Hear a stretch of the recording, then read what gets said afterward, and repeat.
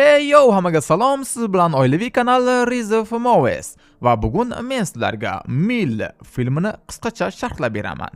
Bu muzlatkichda qamalgan qizning taqdiri haqida ta'sirli dramatik sahnalarga boy film. Mill Naudial Dehradunda otasi Nerajan bilan yashaydi. U hamshiralik bo'yicha o'qishni tugatgan va Kanadaga ko'chib ketishga tayyorgarlik ko'rmoqda. Ingliz tili kurslariga qatnaydi va shu bilan birga savdo markazida Kitchen nomli fast food shoxobchasida ishlaydi. Nerajan qizning immigratsiya rejalarini qo'llab-quvvatlamaydi, chunki uning uchun bu yolg'izlik va avvalgi hayot bilan butunlay xayrlashishni anglatadi. Biroq Milli tutib oladi. Kanadada hamshira sifatida u bu yerga qaraganda ancha ko'proq pul topar ekan. Shu yo'l bilan birga Millining Samir ismli yigit do'sti ham bor. Ular otasidan yashirincha uchrashib yurishadi. Chunki Samir hali ham ish topmagan va Milli bunday kuyovni uyga olib kirishdan qo'rqadi. Bir oqshom Samir Millini skuterda olib ketadi. Ammo yo'lda ularni politsiya to'xtatadi. Chunki Samirda shilem yo'q edi. Ma'lum bo'lishicha, u uchrashuvni unutib qo'ygan. Do'stlar bilan ozgina ichib ham olgan ekan. Shu sababli ularni uchastkaga olib ketishadi. Inspektor Ravat nasihat qilishni boshlaydi va Millining otasini chaqiradi. U Nerajanni qizini yomon tarbiyalaganlikda ayblaydi. Nerajan uchun bu 2 karra zarba bo'ladi. Qizi undan shaxsiy hayotini yashirgan va uning ustiga bir betayin yigit, ishsiz yigit bilan uchrashib yurgan.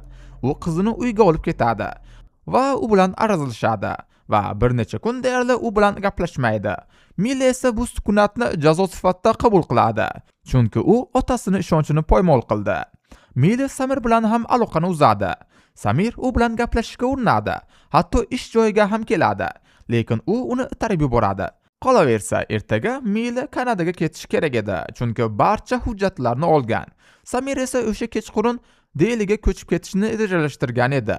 U yerda nihoyat yaxshi ish topgan. Hammaga mashhur Habbatus Sauda brendidan Assa premium mahsuloti Usmoniylar davri retsepti asosida yaratilgan. Zamonaviy yondashuv bilan takomillashtirilgan.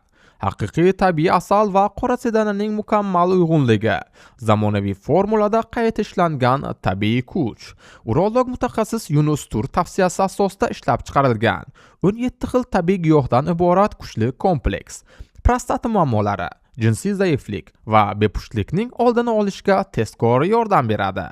Ta'siri ilk kunlardanoq sezila boshlaydi. Buyurtma uchun quyidagi raqamlar orqali bog'laning.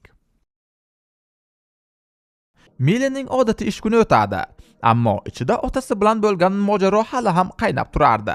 Smena oxirida hamkasblari undan muzlatilgan mahsulotlar solingan qutilarni muzlatgich kamerasiga ko'chirishga yordam so'rashadi. U allaqachon ishdan chiqqan bo'lsa ham ortiqcha gap-so'zlarsiz rozi bo'ladi. Milli qutilarni Kitchenning sanoat muzlatgich kamerasiga olib kirayotgan paytda menejer Sudxir Malkotti smenani yopadi. U tizim orqali barcha xodimlar chiqib ketganligini tekshiradi. Kimdir yana muzlatgich eshigini yopmaganligidan juda jahli chiqadi va eshigini yopadi. Milli darhol eshik ochilmayotganligini tushunadi. U taqillatadi, baqiradi, devor orqali e'tibor qaratishga urinadi, ammo xona tovushlarini yutadi. Uning telefoni esa tashqarida, restoran hududida qolib ketgandi. Otasining qo'ng'iroqlaridan tinmay tebranib turardi. Otasi allaqachon qizi kechikayotganligidan xavotirda edi. Ichkarida harorat asta-sekin pasayadi va Millining tanasi muzlay boshlaydi. U sovuq havo oqimini kamaytirish uchun sovutish tizimini karton bilan yopishga qaror qiladi. Ammo urinish chog'ida yiqilib tushadi va oyog'ini metall konstruksiya bosib qoladi. Shunda u kasalxonadagi amaliyotni eslaydi. O'zi chiqib ketgan joyini joyiga soladi va qo'l ostidagi buyumlardan shina yasaydi. Keyin sinib qolgan metall prut yordamida ventilyatorni to'xtatishga urinadi. Biroq bu oson bo'lmaydi. Bu paytda Nerajan qizini qidirishni boshlaydi. U qo'shnilariga boradi, tanishlarni oyoqqa turg'izadi. Millining hamkasblariga qo'ng'iroq qiladi. Hamma bir xil javob beradi.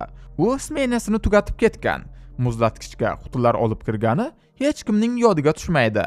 Chunki smena yopilishida bu mayda narsa hisoblanadi. Samir esa allaqachon Deliga ketayotgan avtobusga o'tirgan edi, lekin telefon zaryadlagichni unutganligini eslaydi. Uyga qaytadi va Millining yo'qolganligini biladi. U darhol qidiruvga qo'shiladi. Garchi Millining otasi uchun hozir u asosiy gumondor ekanligini tushunsa ham.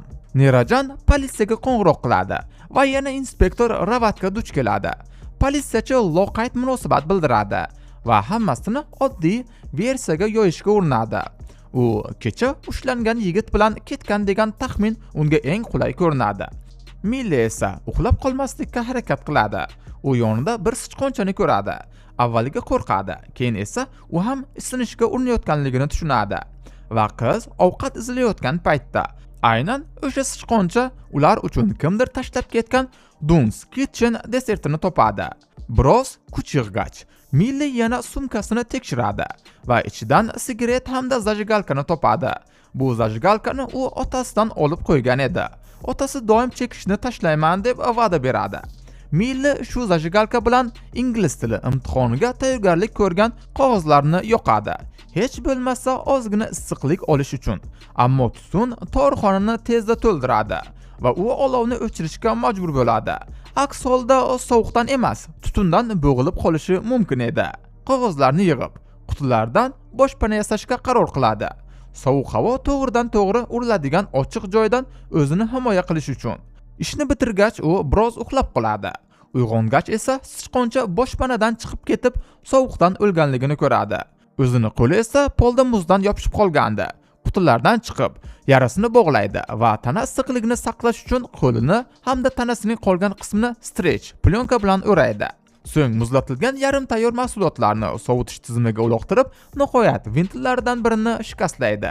Shu paytda qidiruv guruhi yana politsiya uchastkasiga boradi va yana inspektor Ravatga duch keladi. U esa baribir Samir qizni o'g'irlab ketgan, balki sotish maqsadida deb oyog'ini bir etikka tiqib oladi. Nirajning e'tirozlariga qaramay, Samirni so'roq qila boshlaydi. Aynan shu paytda Ravatning boshlig'i Ravi Proset keladi. U xodimning qidiruviga beparvo munosabatini bilib, Ravatga darhol kiberbo'lim bilan bog'lanib, yo'qolgan qiz telefonining oxirgi signal joylashuvini aniqlashni talab qiladi. Inspektor buyruqni bajaradi. Ammo kiberbo'lim xodimlari Millining telefoniga qo'ng'iroq qilgan paytda telefon yiqilib tushadi va sinadi. Shunga qaramay, mutaxassislar signalni savdo markazi hududida aniqlashga ulgurishadi. La'nati Ravat esa boshliqlar aralashganligidan jahli chiqib, bu ma'lumotni Prasatga ataylab kechiktirib yetkazadi. Samir eski mojaroni eslaydi. Bir paytlar savdo markazi kirishida doim turadigan taksichi Milli bilan noo'rin muomala qilgan. Samir esa uni himoya qilgan edi. U taksichi qizning yo'qolishiga aloqador bo'lishi mumkin deb o'ylaydi va qidiruv guruhi taksi turargohiga yo'l oladi. Biroq gumonlanuvchining aniq dalili bor edi. Shu payt savdo markazi qo'riqchisi Millining yo'qolganligini eshitib qoladi. U qizning rasmini ko'rib, ishonch bilan aytadi: "Bu qiz bugun binodan chiqmagan." Ma'lum bo'lishicha, Milli savdo markaziga har bir kirib chiqqanda qo'riqchi bilan salomlashib xayrlashar ekan. O'sha kechasi u qizni kirganligini ko'rgan, ammo chiqayotgandagi odatdagi tabassumini ko'rmagan. Bu orada uchastkada hibsga olinganlardan biri Ravatning hamkasbi bilan suhbatini eshitib qoladi. Unda inspektor ataylab yo'qolgan qizning geolokatsiya ma'lumotini boshlig'iga bermay turganligini bilib qoladi. Shunda u ataylab kameradoshini uradi. Politsiyachi e'tiborni ularga qaratgan paytda esa Ravatning hamkasbi uning telefonini yashirincha olib, kiberbo'lim yuborgan xabarni Ravi Prasatga o'zi jo'natadi. Oradan ko'p o'tmay, qidiruv guruhi savdo markaziga bostirib kiradi va qavatlarni birma-bir tekshira boshlaydi.